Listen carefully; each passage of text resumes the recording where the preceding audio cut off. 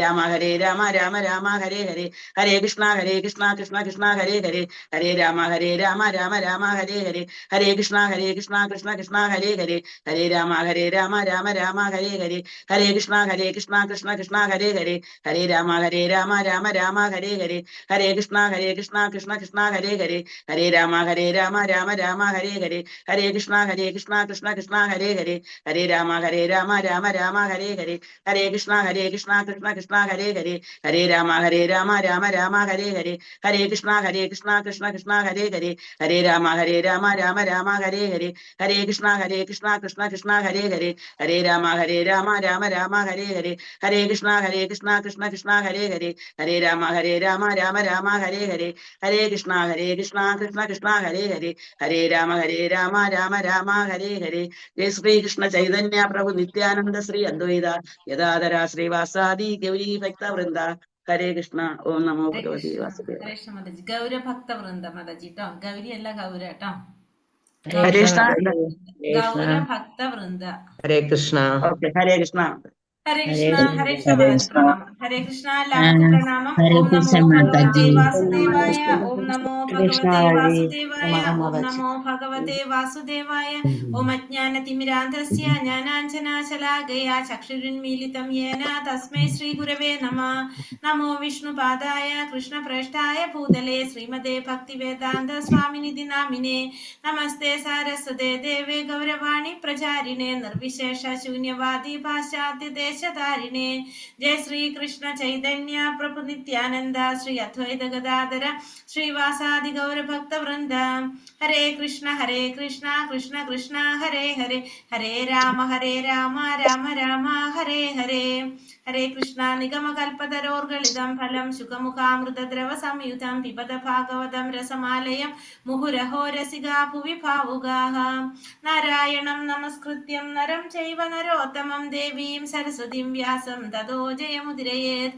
നഷ്ടപ്രായേഷു ഭദ്രേഷു നിത്യം ഭാഗവത സേവയ ഭഗവതേ ഉത്തമ ശ്ലോകേ ഭക്തിർഭവതി നൈഷ്ടകീ. കൃഷ്ണായ വാസുദേവായ ദേവകീ നന്ദനായ ച നന്ദഗോപകുമാരായ ഗോവിന്ദായ നമോ നമഃ. ഹരേ കൃഷ്ണ കൃഷ്ണ കൃഷ്ണ ഹരേ ഹരേ ഹരേ രാമ രാമ രാമ ഹരേ ഹരേ. ഹരേ കൃഷ്ണ. ശ്രീ ശ്രീ രാധാ ഗോവിന്ദ ടെമ്പിൾ ഇസ്കോൺ മാംഗ്ലൂരിന്റെ ഭാഗവതം ക്ലാസ്സിലേക്ക് എല്ലാവർക്കും സ്വാഗതം. ഹരേ കൃഷ്ണ മാതാജി. ഹരേ കൃഷ്ണ എല്ലാവർക്കും പ്രണാമം. ഹരേ കൃഷ്ണ മാതാജി പ്രണാം. ഹരേ കൃഷ്ണ മാതാജി. ഹരേ കൃഷ്ണ. ഹരേ കൃഷ്ണ മാതാജി. രേണുക മാതാജിക്ക് ഭാഗവതം ബുക്ക് കിട്ടിയെന്നല്ലേ മാതാജി? ഹരേ കൃഷ്ണ. ഇന്നലെ കിട്ടി മാതാജി. ഹരേ കൃഷ്ണ. 15 പേർക്ക് അയച്ചിട്ടുണ്ടായിരുന്നു, അപ്പൊ അവർക്ക് ഇപ്പൊ കിട്ടുണ്ടാവും. ഞാനേ പണം അയക്കണ്ടേ? ഹരേ കൃഷ്ണ മാതാജി. പിന്നെ അയക്കണ്ട് പണം. ശരി മാതാജി. ഹരേ കൃഷ്ണ. അപ്പോ നമ്മള് സ്കന്ധം 2 രണ്ടാമത്തെ സ്കന്ധം രണ്ടാമത്തെ സ്കന്ധത്തിലെ 2ാമത്തെ അധ്യായം അന്തരംഗസ്ഥനായ ഭഗവാൻ, നമ്മുടെ ഉള്ളിലെ പരമാത്മാവായിരിക്കുന്ന ആ ഭഗവാനെ കുറിച്ച്, ആ ഭഗവാനെ ധ്യാനിക്കുന്നതിനെ കുറിച്ചാണ് നമ്മൾ പറഞ്ഞുകൊണ്ടിരിക്കുന്നത്. യോഗികള് ആ ഭഗവാനെ, പരമാത്മാവായിട്ടുള്ള ഭഗവാനെ ധ്യാനിച്ചുകൊണ്ട് എവിടേക്ക് പോകും? വൈകുണ്ഠ ലോകത്തിലേക്ക് പോകും അല്ലെ? അതിനെ കുറിച്ചാണ് നമ്മളിപ്പോൾ പറയുന്നുണ്ടായിരുന്നത്. അപ്പൊ അതിൽ നമ്മൾ 27 ശ്ലോകം വരെ നമ്മൾ എടുത്തു. ഇന്നലെ എവിടെ എത്തിയിട്ടുണ്ടായിരുന്നു? സത്യലോകത്തിൽ എത്തില്ല യോഗികള്. ഇത്രയല്ലേ നമ്മൾ പറഞ്ഞത്? സത്യലോകത്തിലെത്തിയല്ലോ. അതെ. ഹരേ കൃഷ്ണ. അപ്പൊ ഇന്നലത്തെ ശ്ലോകത്തിൽ നമ്മൾ എന്താ കണ്ടത്? 26ഉം 27 ഇന്നലെ എടുത്ത സത്യലോകത്തിലേക്ക് പോകുന്നത് അല്ലെ? യോഗികള് ഓരോരോ ലോകങ്ങൾ കടന്ന് എവിടേക്ക് എത്തും? സത്യലോകത്തിലേക്ക് എത്തുന്നതായിട്ട് നമ്മൾ പറഞ്ഞു.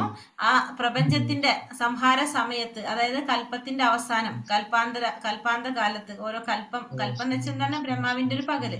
കൽപ്പം അവസാനിക്കുന്ന സമയത്ത് അനന്തന്റെ വായിൽ നിന്നുള്ള അഗ്നി കൊണ്ട് ഈ ലോകങ്ങളെല്ലാം ചാരമാകുന്നത് ആര് കാണാൻ സാധിക്കും? യോഗികൾക്ക് കാണാനായിട്ട് സാധിക്കുമ്പോ അവരെന്ത് ചെയ്യും? ആകാശവിദ്യ കൊണ്ട്, ആകാശ മാർഗത്തിലൂടെ ബ്രഹ്മാവ് വസിക്കുന്ന ആ സത്യലോകത്തിലേക്ക് പ്രവേശിക്കും. സത്യലോകത്തിൽ പ്രവേശിച്ചിട്ടും അവിടെ പിന്നെ അവരെന്ത് ചെയ്യും? അവര് കുറേ നാളുകൾ, എത്ര വർഷം പറഞ്ഞത്? 15480. എവിടെയാണ് നമ്മളിപ്പോ പറഞ്ഞത്? സത്യലോകത്തെ കാര്യമല്ലേ പറഞ്ഞത്? അവിടെ 15400 15,450 ബില്യൺ വർഷം അവിടെ ജീവിക്കുന്നതായിട്ടാണ് കണക്കാക്കുന്നത്.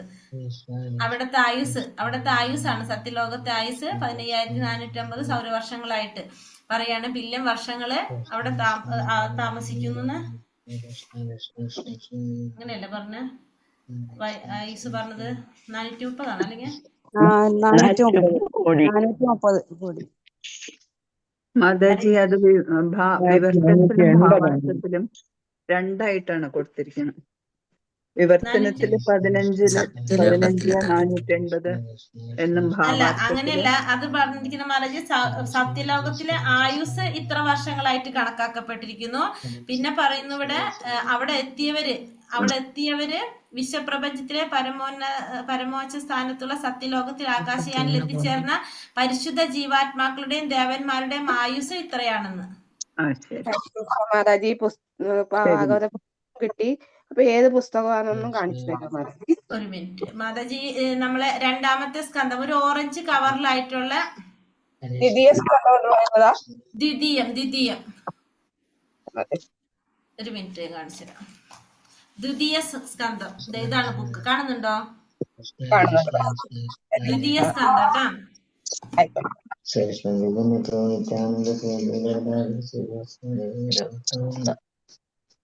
അപ്പൊ അവിടെ ആയുസ് പറയുന്നത് 430 കോടി സൗരവർഷങ്ങളായിട്ട് കണക്കാക്കപ്പെട്ടു. അപ്പൊ അവിടത്തെ ആയുസ് മൊത്തം പറഞ്ഞ സത്യലോകത്തിലെ ആയുസ് എത്രയാണ്? 15,450 ബില്യൺ ആണെന്ന് പറഞ്ഞിട്ടുണ്ട്, സൗരവർഷങ്ങളാണെന്ന്.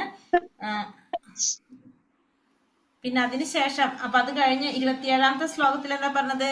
ആ സത്യയുഗത്തിന്റെ പ്രത്യേകതകൾ പറയണില്ല. സത്യലോകത്തിലെ അവസ്ഥ എങ്ങനെയായിരിക്കും എന്ന് പറയാണ്.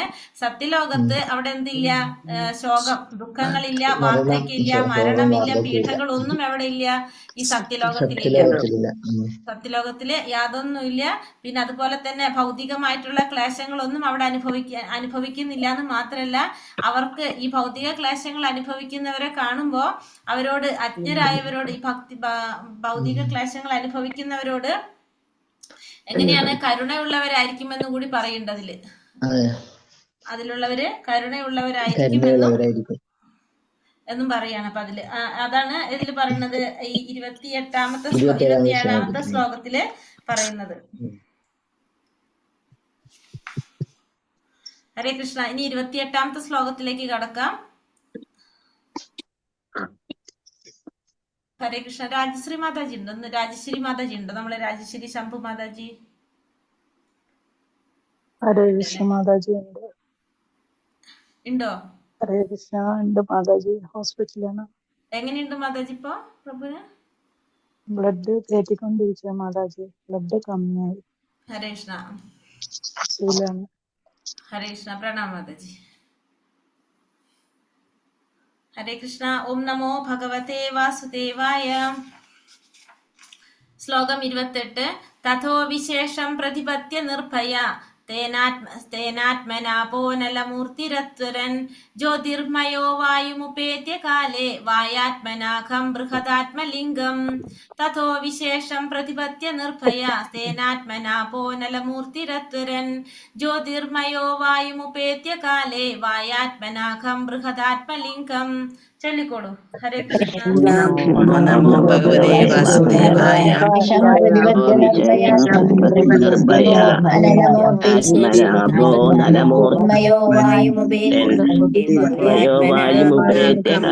വായാത്മനാഗം ഹൃദാത്മലിംഗം വിശേഷം പ്രതിപത്യ നിർഭയ ആത്മനാഭോ നലമോർമയോ വായുമുപേത്യ കാലേ ആത്മനാഗം ബൃഹദാത്മലിംഗം വിശേഷം പ്രതിപത്യ നിർഭയ തനാത്മനാഭോ നലമൂർത്തി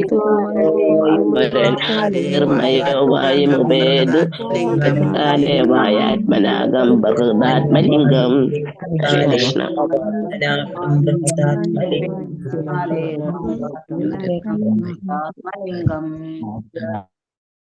കൃഷ്ണ.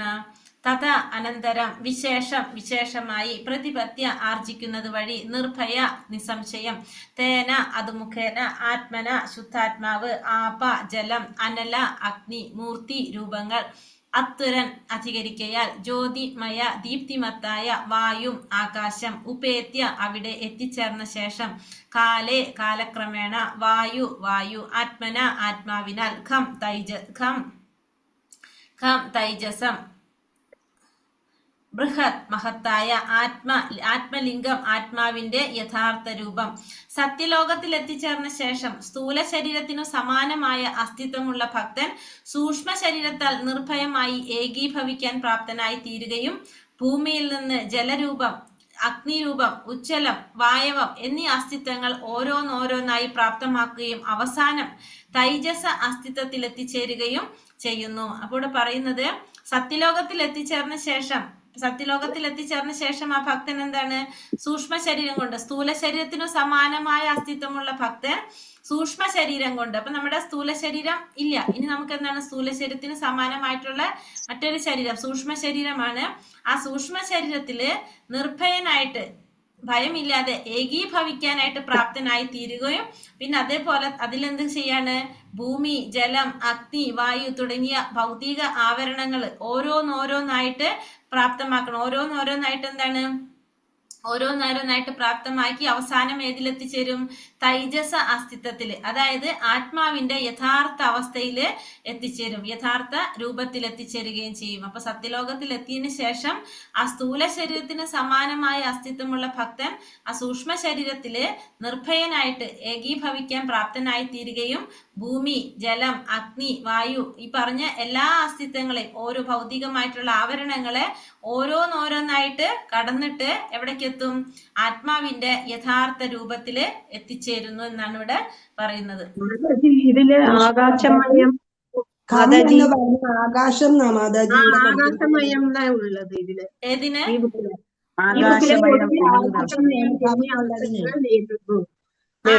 അതായത് പഞ്ചഭൂതങ്ങളാണ് അവിടെ ഉദ്ദേശിക്കുന്നത്. ഭൂമി, ജലം, അഗ്നി, വായു, അതല്ലേ?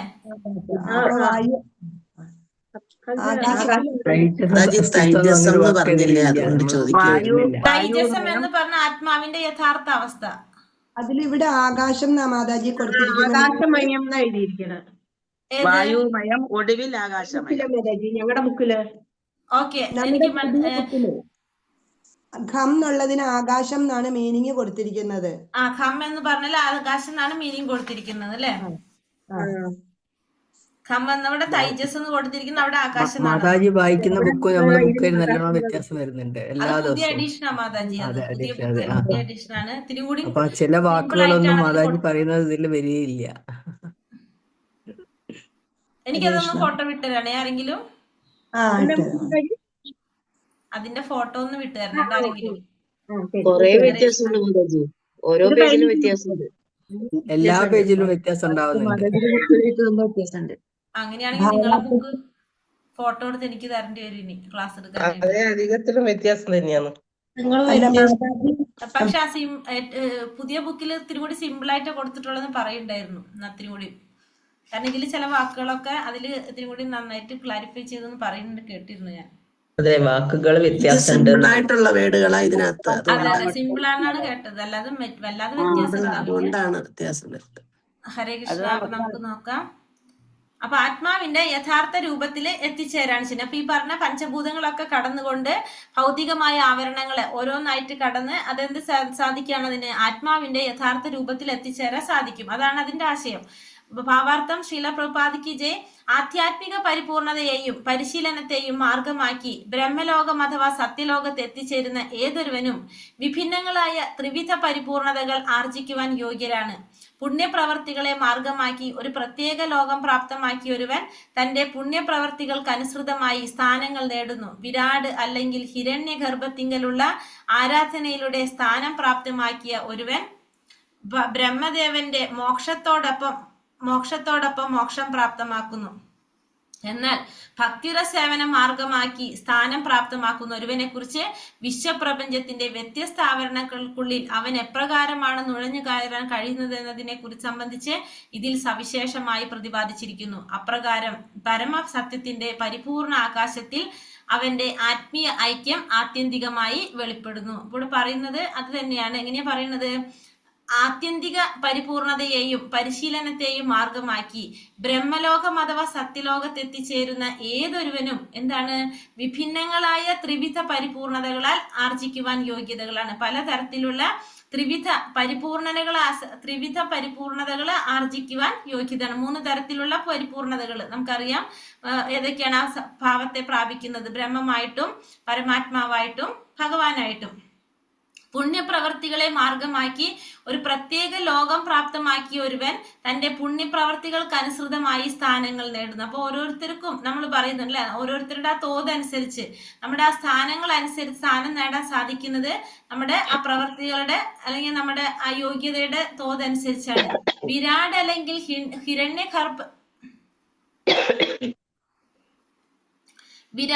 അല്ലെങ്കിൽ ഹിരണ്യഗർഭത്തിങ്കലുള്ള ആരാധനയിലൂടെ സ്ഥാനം പ്രാപ്തമാക്കിയൊരുവൻ ബ്രഹ്മദേവന്റെ മോക്ഷത്തോടൊപ്പം മോക്ഷം പ്രാപ്തമാക്കുന്നു. ബ്രഹ്മദേവന്റെ അതായത് എന്താ പറഞ്ഞ ഹിരണ്യഗർഭത്തിലുള്ള അല്ലെങ്കിൽ വിരാട് രൂപത്തിൽ ഭഗവാന്റെ ഭൗതികമായ വിരാട് രൂപത്തിൽ ഉള്ള ആരാധനയിലൂടെ സ്ഥാനം പ്രാപ്തമാക്കിയൊരുവൻ ബ്രഹ്മദേവന്റെ മോക്ഷത്തോടൊപ്പം മോക്ഷം പ്രാപ്തമാക്കുന്നു. എന്നാൽ ഭക്തിയുടെ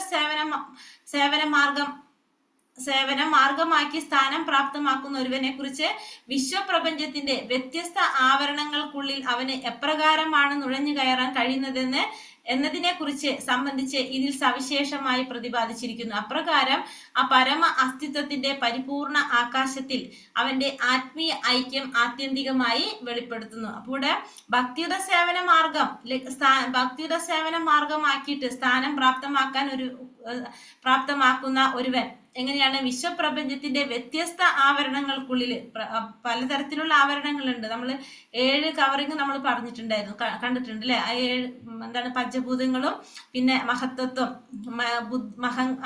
എന്താ പറയാ, വിദ്യാഹങ്കാരം, ഇതൊക്കെ കൂടിയിട്ടുള്ള ആ ആവരണങ്ങൾക്കുള്ളിൽ എപ്രകാരമാണ് നുഴഞ്ഞു കയറാൻ കഴിയുന്നത് എന്നതിനെ കുറിച്ച് സവിശേഷമായിട്ട് ഇവിടെ പ്രതിപാദിച്ചിരിക്കുകയാണ്. അപ്രകാരം ആ പരമ അസ്തിത്വത്തിന്റെ പരിപൂർണ ആകാശത്തില് അവന്റെ ആത്മീയ ഐക്യം ആത്യന്തികമായി വെളിപ്പെടുന്നു. അപ്പോ ആ പരിപൂർണ അസ്തിത്വത്തിന്റെ ആകാശത്തിൽ അവന്റെ ആത്മീയ ഐക്യം ആത്യന്തികമായിട്ട് വെളിപ്പെടുന്നു. ശ്രീ ജീവഗോസ്വാമിയുടെ അഭിപ്രായത്തിൽ സർവപ്രപഞ്ചങ്ങളും മുകളിലും താഴെയുമായി ഒന്നിച്ച് ഒരിടത്ത് ഗണമായി ചേർന്നിരിക്കുന്നു. അവയിൽ ഓരോന്നിനും വെവ്വേറെ 7 വിധ ആവരണങ്ങളുണ്ട്. അപ്പോ ജീവഗോസ്വാമിയുടെ അഭിപ്രായത്തില് സർവപ്രപഞ്ചങ്ങളും മുകളിലും താഴെയുമായി ഒന്നിച്ച് ഒരിടത്ത് ഗണമായി ചേർന്നിരിക്കുകയാണ്. അതിന് ഓരോന്നിനും എന്തുണ്ട്? വേറെ 7 വിധത്തിലുള്ള ആവരണങ്ങളുണ്ട്. ജലമായ ഭാഗം ഈ 7 വിധ ആവരണങ്ങൾക്ക് അപ്പുറമാണ്. ഇപ്പോ ജലത്തിന്റെ ഭാഗം എങ്ങനെയാണ്? 7 വിധത്തിലുള്ള ആവരണങ്ങൾക്ക് അപ്പുറമാണ് ജലം. മാത്രമല്ല ഓരോ ആവരണവും മുന്നിലത്തെ ആവരണത്തെക്കാൾ 10 മടങ്ങധികം വിശാലമായതാണ്. അപ്പൊ ഓരോന്നും എങ്ങനെയാണ്? 10 മടങ്ങ് വിശാലമായിട്ടാണ് ഓരോ ആവരണങ്ങളും പറയുന്നത്. പരമദിവ്യോത്തമ പുരുഷൻ അദ്ദേഹത്തിന്റെ ഉച്ഛ്വാസ നിശ്വാസ വേളയിൽ സൃഷ്ടിക്കുന്ന അത്തരം പ്രപഞ്ചങ്ങളുടെ ഗണങ്ങൾക്ക് മുകളിലായി സ്ഥിതി ചെയ്യുന്നു. അപ്പോ ഭഗവാന്റെ ഉച്ഛ്വാസ നിശ്വാസ വേളയിൽ സൃഷ്ടിക്കുന്ന അത്തരത്തില് എല്ലാ പ്രപഞ്ചങ്ങളും എന്താണ്? പ്രപഞ്ചങ്ങളുടെ ഗണങ്ങൾക്ക് മുകളിലായിട്ട് ഇങ്ങനെ സ്ഥിതി ചെയ്തുകൊണ്ടിരിക്കുന്നു. വിശ്വപ്രപഞ്ചത്തെ ആവരണം ചെയ്തിരിക്കുന്ന ജലത്തെ അപേക്ഷിച്ച് കാരണസാഗരത്തിലെ ജലം ഭിന്ന രൂപത്തിൽ സ്ഥിതി ചെയ്യുന്നു. അപ്പൊ ഈ വിശ്വപ്രപഞ്ചത്തെ ആവരണം ചെയ്യുന്ന ജലം അതിനപേക്ഷിച്ച് കാരണസാഗരത്തിലെ ജലം, കാരണസമുദ്രത്തിലെ കാരണോദകശായി ശയിക്കുന്ന ആ കാരണസാഗരത്തിലെ ജലം ഭിന്ന രൂപത്തിലാണ് സ്ഥിതി ചെയ്യുന്നത്. എങ്ങനെയാണത്? വിശ്വപ്രപഞ്ചത്തിന്റെ ആവരണമായി വർത്തിക്കുന്ന ജലം ഭൗതികമാണ്. പക്ഷെ അതേസമയം തന്നെ കാരണസാഗരത്തിലെ ജലം എങ്ങനെയാണ്? ആത്മീയമാകുന്നു. ആ നിലയ്ക്ക് ഇതിൽ സൂചിപ്പിച്ചിരിക്കുന്ന ജലമയമായ ആവരണത്തെ എല്ലാ ജീവസത്തകളുടെയും മിഥ്യയായ അഹംബോധത്തിന്റെ ആവരണമായി കരുതപ്പെടാവുന്നതും ഒന്നിനു പുറകെ മറ്റൊന്നായി ഭൗതിക ആവരണങ്ങളിൽ നിന്നുള്ള ഉത്തരോത്തരമായ മോക്ഷപ്രക്രിയ ഭൗതിക സ്ഥൂല ശരീരത്തിന്റെ മിഥ്യയായ അഹംബോധ സങ്കല്പത്തിൽ നിന്നും മുക്തമാകുന്നതും അനന്തരം ദൈവരാജ്യത്തിലെ പരമാധാമത്തിൽ പരിശുദ്ധ ആത്മീയ ശരീരം പ്രാപ്തമാക്കുന്നത് വരെ സൂക്ഷ്മ ശരീരത്തിന്റെ ഏകരൂപതയിൽ നിമഗ്നനായിരിക്കുന്നതുമായ അനുക്രമിക പ്രക്രിയയാകുന്നു. അപ്പൊ ഇവിടെ പറയുന്നു, എല്ലാ ജീവാത്മാക്കളും ആവരണം മിഥ്യമായിട്ടുള്ള, അതേസമയം തന്നെ കാരണസമുദ്രത്തിലെ ജലം ആത്മീയമാണെന്ന് പറഞ്ഞു. ആ നിലയ്ക്ക് ഇതിൽ സൂചിപ്പിച്ചിരിക്കുന്ന ജലമയമായ ആവരണം, ആ ജലമയമായ ആവരണം എല്ലാ ജീവാത്മാക്കളുടെ മിഥ്യയായ അഹംബോധത്തിന്റെ ആവരണമായിട്ടാണ് കരുതപ്പെടുന്നത്. ജലമയമായിട്ടുള്ള ആവരണം എന്തായിട്ട് പറഞ്ഞത്? മിഥ്യാഹംബോധത്തിന്റെ ആവരണമായിട്ട് കരുതപ്പെടുന്നു. ഒന്നിനു പുറകെ ഒന്നായിട്ട് ഈ ഭൗതിക ആവരണങ്ങളിൽ നിന്നുള്ള ഉത്തരോത്തരമായിട്ടുള്ള മോക്ഷ പ്രക്രിയ. അപ്പൊ ഓരോന്നോരോന്നായിട്ട് നമ്മളിങ്ങനെ കടന്ന് വരാണ്. ആ ഭൗതികമായ സ്ഥൂല ശരീരത്തിന്റെ മിഥ്യയായിട്ടുള്ള അഹംബോധ സങ്കല്പങ്ങളിൽ നിന്നും മുക്തമാകുന്നു മാത്രമല്ല, അനന്തരം ദൈവരാജ്യത്തിലെ പരമധാമത്തില് പരിശുദ്ധമായിട്ടുള്ള ആത്മീയമായ ശരീരം പ്രാപ്തമാകുന്നത് വരെ സൂക്ഷ്മ ശരീരത്തിന്റെ ഏകരൂപതയിൽ നിമഗ്നനായിരിക്കുന്നതുമായ അനുക്രമിക പ്രക്രിയയാകുന്നു. അപ്പൊ ഇതിങ്ങനെ ക്രമമായിട്ട് ഓരോന്നിന്ന് കടന്നിട്ടാണ് നമ്മൾ അവിടെ എത്തുന്നത്. അത് നമ്മൾ എന്താണ് ചെയ്യുന്നത്? നമ്മൾ ആ സൂക്ഷ്മ ശരീരത്തിന്റെ ഏകരൂപതയില് സൂക്ഷ്മ ശരീരത്തിലെ ഏകരൂപതയിൽ നിമഗ്നനായിരിക്കുന്നതുമായിട്ടുള്ള ഒരു അനുക്രമിക പ്രക്രിയയാണ്. അപ്പൊ ഇതിങ്ങനെ ആ സൂക്ഷ്മ ശരീരം നമ്മൾ ഓരോന്ന് കടന്ന് വരുമ്പോൾ നമ്മൾ എന്തായിക്കൊണ്ടിരിക്കുകയാണ്? 100% പരിശുദ്ധരായി പൂർണ്ണമായിക്കൊണ്ടിരിക്കുകയാണ്. നമ്മളവിടെ പൂർണ്ണമായിക്കൊണ്ടിരിക്കുന്നു പറഞ്ഞാൽ ശരിയാവില്ല അല്ലെ? അപ്പൊ എന്താ പറയാ, നമ്മളിപ്പോ അതിന് ആ പരമധാമത്തിലെ ഈ പറഞ്ഞ ഈ 5 കാവറിങ്, അതായത് നമ്മൾ പറഞ്ഞ എന്താണ്, ഭൂമി, ജല, അഗ്നി, വായു, ആകാശം, ഓരോന്ന് കടന്ന് പോകും തോറും അത് അത്രത്തോളം എന്തിനോട് ചേർന്നുകൊണ്ടിരിക്കും? ഈ സൂക്ഷ്മ ശരീരത്തില് ഓരോന്നിനോട് ചേർന്ന് വായുവിനോട് ചേർന്ന് അടുത്തേക്ക് കടന്നു. അപ്പൊ വായു ശരീരം സ്വീകരിച്ചു, വായുവിൽ നിന്നും മാറി അപ്പുറത്തേക്ക് കടന്നു, ഓരോന്നിൽ നിന്നും മോചിതനായിക്കൊണ്ടിരിക്കും. ഭഗവാനാൽ പ്രഥമ തത്വങ്ങളെ ഉപനയിച്ച ശേഷം ഭൗതിക പ്രകൃതിയുടെ ഒരു ഭാഗം മഹത് തത്വം എന്നറിയപ്പെടുന്നതായിട്ട് ശ്രീധര സ്വാമി ദൃഢീകരിക്കുന്നു. അപ്പൊ ഭഗവാനാൽ ഈ പ്രഥമ തത്വങ്ങളെ ഉപനയിച്ച ശേഷം ഭൗതിക പ്രകൃതിയുടെ ഒരു ഭാഗം മഹത് തത്വം അറിയപ്പെടുന്നതായിട്ട് ശ്രീധര സ്വാമി ദൃഢീകരിച്ചിരിക്കുന്നു. മഹത് തത്വത്തിന്റെ ഒരംശത്തെ മിഥ്യാഹംബോധം എന്ന് വിളിക്കുന്നു. അഹംബോധത്തിന്റെ ഒരംശം ശബ്ദകമ്പനവും ശബ്ദത്തിന്റെ ഒരംശം അന്തരീക്ഷ വായുവുമാകുന്നു. വായവമായ ആകാശത്തിന്റെ ഒരംശം രൂപങ്ങളായി രൂപാന്തരപ്പെടുകയും രൂപങ്ങൾ വിദ്യുച്ഛക്തി അഥവാ താപശക്തി ആയിരിക്കുകയും ചെയ്യുന്നു. താപം ഭൂമിയുടെ സുരഭിതമായ ഗന്ധം ജനിതമാവുകയും അത്തരം സുരഭിതമായ ഗന്ധത്തിൽ നിന്നും സ്ഥൂലമായ ഭൂമി ഉത്ഭൂതമാവുകയും ചെയ്യുന്നു. ഇവയെല്ലാം ഒരുമിച്ച് ചേർന്ന് വിശ്വരൂപ ദർശനം, അതായത് വിരാട് രൂപ അത്ഭുത ദർശനം വ്യവസ്ഥ ചെയ്തിരിക്കുന്നു. വിരാട് രൂപ ദർശന വിശേഷത്തിന്റെ വ്യാപ്തി 4 വശത്തു നിന്നും 2 രീതിയിലും 4 ഖർവം, അതായത് 4 ലക്ഷം കോടി മൈലുകളായി കണക്കാക്കപ്പെട്ടിരിക്കുന്നു. അതിനുശേഷം വിശ്വപ്രപഞ്ചത്തിന്റെ ആവരണങ്ങൾ ആരംഭിക്കുന്നു. ആവരണത്തിന്റെ ആദ്യ പാളി 8 ദശലക്ഷം മൈലുകൾ വ്യാപിച്ചു കിടക്കുന്നതായി ഗണിച്ചിരിക്കുന്നു. വിശ്വപ്രപഞ്ചത്തിന്റെ അനന്തരമായ ആവരണങ്ങൾ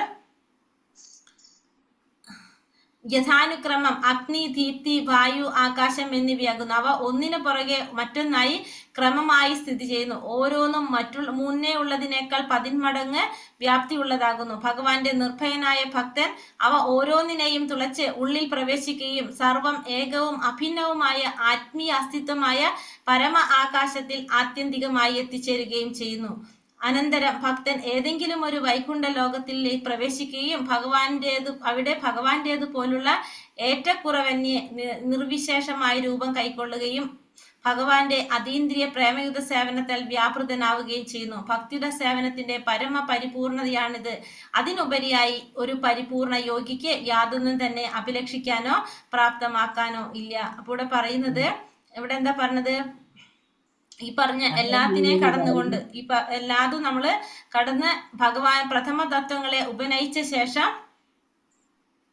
ഭൗതിക പ്രകൃതിയുടെ ഒരു ഭാഗം മഹത്വത്വം എന്നറിയപ്പെടുന്നതായിട്ട് ശ്രീധര സ്വാമി ദൃഢീകരിക്കുന്നുണ്ട്. മഹത്വത്തിന്റെ ഒരംശത്തെ മിഥ്യാഹംബോധം എന്ന് വിളിക്കും. ആ അഹംബോധത്തിന്റെ ഒരംശം ശബ്ദകമ്പനവും ശബ്ദത്തിന്റെ ഒരംശം അന്തരീക്ഷ വായുവുമാണ്. അപ്പൊ അഹംബോധത്തിന്റെ ഒരംശം ശബ്ദമായിട്ടും ശബ്ദത്തിന്റെ ഒരംശം അന്തരീക്ഷ വായുവായിട്ടും പറയാണ്. അപ്പൊ ഈ വായവമായ ആകാശത്തിന്റെ ഒരംശം രൂപങ്ങളായി രൂപാന്തരപ്പെടുകയും ആ രൂപങ്ങൾ ഏതൊക്കെയാണ്? വിദ്യുച്ഛക്തി, താപശക്തി ആയിരിക്കുകയും ചെയ്യുന്നു.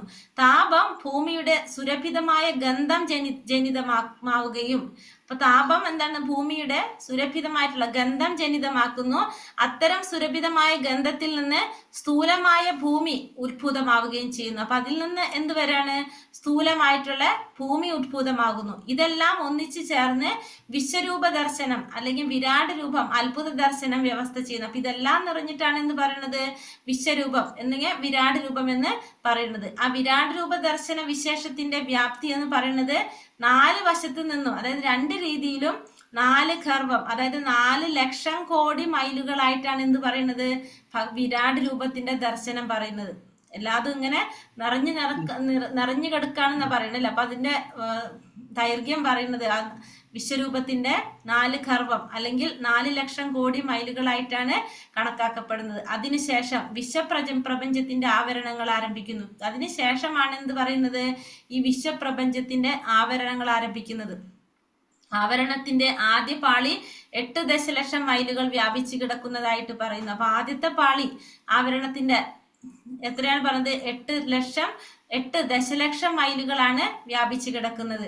വിശ്വപ്രപഞ്ചത്തിന്റെ അനന്തരമായ ആവരണങ്ങൾ യഥാനുക്രമം ഭൂമിക്ക് അപ്പുറത്ത്, ഭൂമി കഴിഞ്ഞാല് അഗ്നി, ഭൂമി കഴിഞ്ഞ അഗ്നി, വായു, ദീപ്തി, ആകാശം. ഭൂമി, ജലം, അഗ്നി, വായു, ആകാശം അല്ല. അപ്പൊ ഭൂമി കഴിഞ്ഞാൽ അഗ്നി, ദീപ്തി, വായു, ആകാശം എന്നിവയാകുന്നു. അവ ഒന്നിനെ പിറകെ ഒന്നായിട്ട് ക്രമികമായിട്ട് സ്ഥിതി ചെയ്യാണ് ചെയ്യുന്നത്. ഓരോന്നും മുന്നേതിനേക്കാൾ 10 മടങ്ങ് വ്യാപ്തിയുള്ളതാണ്. അപ്പൊ എല്ലാതും എങ്ങനെയാണ്? ഓരോന്നിന്റെ അപ്പുറത്തേക്ക് കടക്കും തോറും 10 മടങ്ങ് വ്യാപ്തിയുള്ളതാണ് അടുത്തടുത്തടുത്ത ഓരോരോ ആവരണങ്ങള്.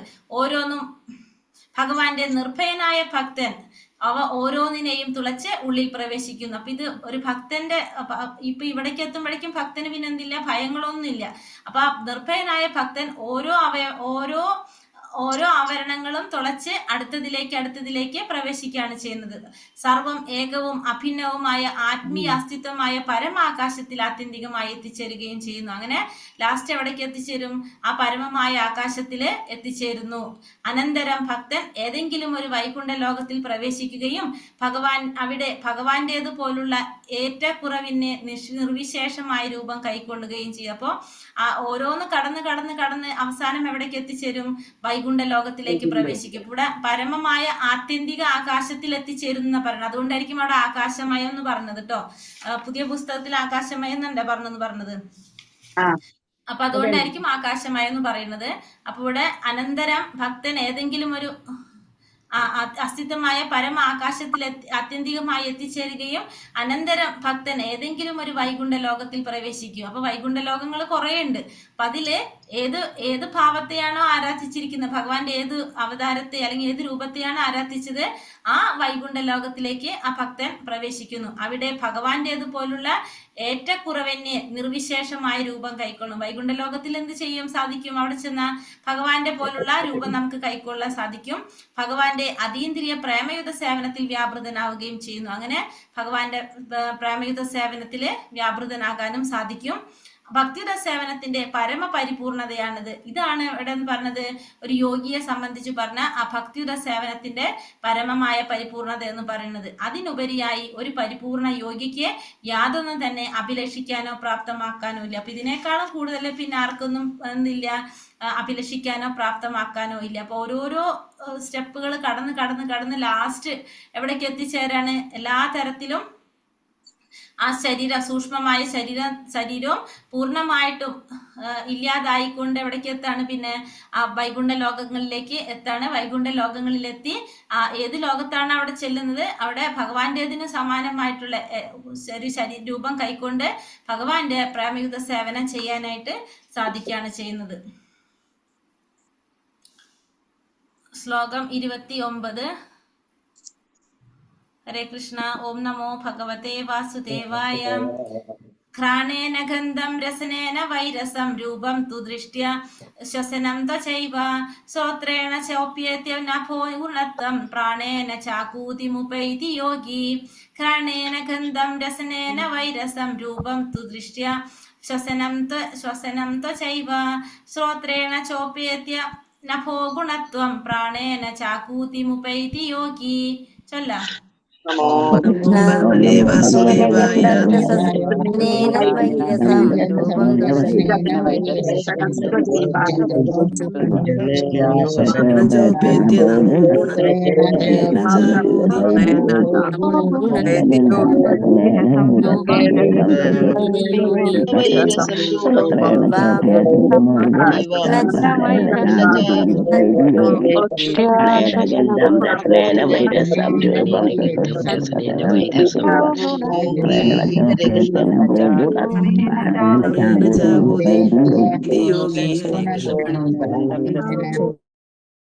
കൃഷ്ണ ഘ്രാണേന മണപ്പിച്ചുകൊണ്ട്, ഗന്ധം ഗന്ധം, രസനേന രുചിച്ചുകൊണ്ട്, വൈ അതുപോലെ, രസം താലു അതായത് അണ്ണാക്ക്, രൂപം രൂപങ്ങൾ, ച ദൃഷ്ട്യ ദർശിച്ചുകൊണ്ട്, ശ്വസനം സ്പർശനം സ്പർശനം അതായത് സംസർഗം, ത്വാച്ച സ്പർശിക്കുക, ഏവ എന്ന പോലെ ആയിരുന്നു, ശ്രോത്രേണ കർണങ്ങളുടെ കമ്പനത്താൽ, ച കൂടി, ഉപേത്യ നിറവേറ്റിക്കൊണ്ട്, നഭ ഗുണത്വം, ആകാശീയ സമീകരണം, പ്രാണേന ഇന്ദ്രിയങ്ങളാൽ, ച ആകൂതി ഭൗതിക പ്രവർത്തികൾ, ഉപേതി പ്രാപ്തമാക്കുന്നു, യോഗി ഭക്തൻ. വിവർത്തനം ഭാവാർത്ഥം ശ്രീലപ്രഭുപാദിക്ക് ജയ്.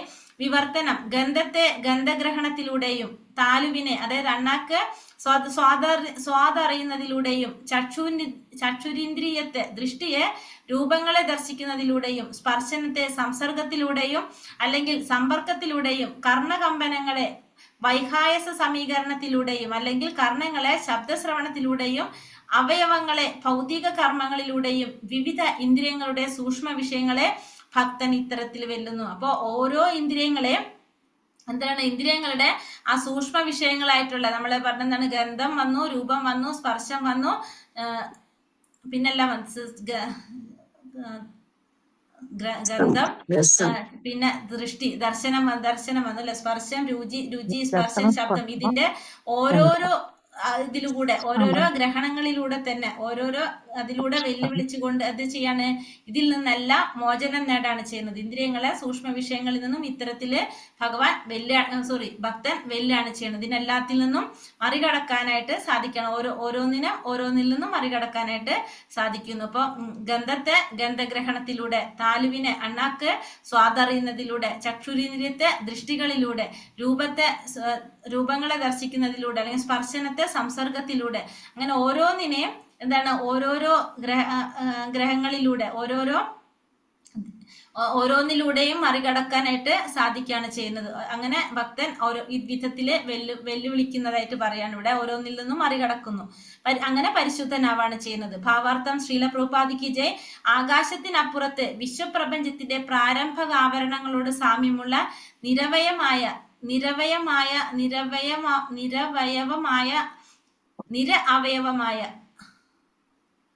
ആവരണങ്ങളുടെ സ്ഥൂലമായ അതായത് കനത്ത ആവരണങ്ങൾ സൂക്ഷ്മ കാരണോദ്ഭൂതമായ ഭാഗിക ഘടകങ്ങളുടെ ഉത്ഭേദങ്ങളാണ്. ആകയാൽ യോഗി അല്ലെങ്കിൽ ഭക്തൻ സ്ഥൂല തത്വങ്ങളുടെ വ്യവസ്ഥാപനത്തോടൊപ്പം ഗന്ധഗ്രഹണം പോലുള്ള സൂക്ഷ്മ കാരണങ്ങളെ ഉപേക്ഷിക്കുന്നു. ഇപ്പൊ ഇവിടെ എന്താ പറഞ്ഞത്, ആകാശത്തിനപ്പുറത്ത് വിശ്വപ്രപഞ്ചത്തിന്റെ പ്രാരംഭക ആവരണങ്ങളോട് സാമ്യമുള്ള വിശ്വപ്രപഞ്ചത്തിന്റെ പ്രാരംഭക ആവരണങ്ങളോട് സാമ്യമുള്ള പ്രാരംഭക ആവരണങ്ങൾ എന്ന് പറഞ്ഞാൽ നമ്മളെ 7 കവറിങ്, അതിനോട് സാമ്യമുള്ള നിരവയമായിട്ടുള്ള ആവരണങ്ങളുണ്ട്, അവയവമായിട്ടുള്ള ആവരണങ്ങളുണ്ട്. ആ സ്ഥൂലമായിട്ടുള്ള കനത്ത ആവരണങ്ങള് സൂക്ഷ്മ കാരണോദ്ഭൂതമായ ഭാഗിക ഘടകങ്ങളുടെ ഉത്ഭേദങ്ങളാണ്. അപ്പൊ ഈ സൂക്ഷ്മ ഘടകങ്ങളുടെ ഭാഗികമായിട്ടുള്ള സൂക്ഷ്മ കാരണോദ്ഭകമായിട്ടുള്ളതിന്റെ ഭാഗികമായിട്ടുള്ള ഘടകങ്ങളുടെ ഉത്ഭേദങ്ങളാണ് എന്ത്, ഈ പറഞ്ഞ സ്ഥൂലമായിട്ടുള്ള ആവരണങ്ങൾ. അതുകൊണ്ട് തന്നെ യോഗി അല്ലെങ്കിൽ ഭക്തൻ ഈ സ്ഥൂല തത്വങ്ങളുടെ വ്യവസ്ഥാപനത്തോടൊപ്പം തന്നെ ഗന്ധഗ്രഹണം പോലുള്ള ഇത്തരത്തിലുള്ള സൂക്ഷ്മ കാരണങ്ങളെ ഉപേക്ഷിക്കുകയാണ്. അപ്പൊ ഒരു ഭക്തൻ എന്ത് ചെയ്യണം, ഇത്തരത്തിലുള്ള ആവരണങ്ങള് ഇത്തരത്തിലുള്ളതിൽ നിന്ന് ഉപേക്ഷിക്കുകയാണ് ചെയ്യുന്നത്. ഇതിനെ ഉപേക്ഷിക്കുന്നു. ശുദ്ധ ആത്മീയ സ്ഫുലിംഗം ജീവസത്ത അപ്രകാരം ദൈവരാജ്യത്ത് ഭഗവത് ധാമത്തിൽ പ്രവേശിക്കുന്നതിനെ യോഗ്യനായി തീരുന്നതിനായി എല്ലാ ഭൗതിക മാലിന്യങ്ങളിൽ നിന്നും പൂർണ്ണമായും പരിശുദ്ധനായി തീരുന്നു. അപ്പൊ ഈ പറഞ്ഞ എല്ലാ തരത്തിലുള്ള മാലിന്യങ്ങളിൽ നിന്നും ഭൗതികമായിട്ടുള്ള മാലിന്യങ്ങളിൽ നിന്നും പൂർണ്ണമായിട്ട് പരിശുദ്ധനായി തീരാണ്. അപ്പൊ അതിന് വേണ്ടിയിട്ട് എന്ത് ചെയ്യാണ്, ഓരോന്നും അതിൻ്റെതായിട്ടുള്ള ആ വിഷയങ്ങളിലൂടെ തന്നെ ആ ഓരോ ഇപ്പൊ എന്താണ് ദർശനത്തിനാണെങ്കിൽ ദർശനത്തിൽ അങ്ങനെ ഓരോന്നിനെയും മറികടക്കാനായിട്ട് മറികടന്നുകൊണ്ടാണ് എന്ത് ചെയ്യുന്നത്, എല്ലാ തരത്തിലുള്ള ഭൗതിക മാലിന്യങ്ങളിൽ നിന്നും പൂർണ്ണമായിട്ടും ഒരു ഭക്തൻ പരിശുദ്ധനായിട്ട് തീരുന്നത്. ഹരേ കൃഷ്ണ കൃഷ്ണ കൃഷ്ണ ഹരേ ഹരേ, ഹരേ രാമ രാമ രാമ ഹരേ ഹരേ. വഞ്ചാകൽപത രൂപേശ കൃപാ സിന്ധോഭ്യവച പതിതാനാം പാവനേഭ്യോ വൈഷ്ണവേഭ്യോ നമോ നമ. അനന്ത കോടി വൈഷ്ണവ ഭക്ത വൃന്ദി കി ജയ്, ശീല പ്രഭുപാദ് കി ജയ്, ഗുരുദേവ് കി ജയ്, നിത്തായ് ഗൗര പ്രമാനന്ദേ. ഹരി ഹരി ബോൽ. ഹരേ കൃഷ്ണ.